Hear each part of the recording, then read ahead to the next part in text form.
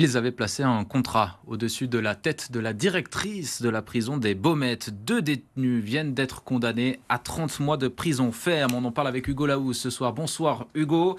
Hugo, c'est plus que les réquisitions. Exactement, Jean. Cette peine prononcée par le magistrat est donc plus sévère que les réquisitions du parquet qui étaient, elles, de 24 mois, dont 6 avec un sursis probatoire.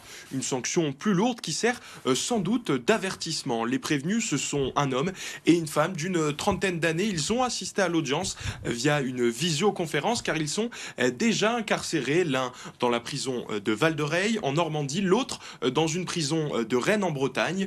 Reconnus coupables d'apologie du crime et de délit, les deux multirécidivistes ont été relaxés pour les chefs d'accusation d'intimidation et de menaces. Alors Hugo, qu'est-ce qui leur était reproché dans le détail?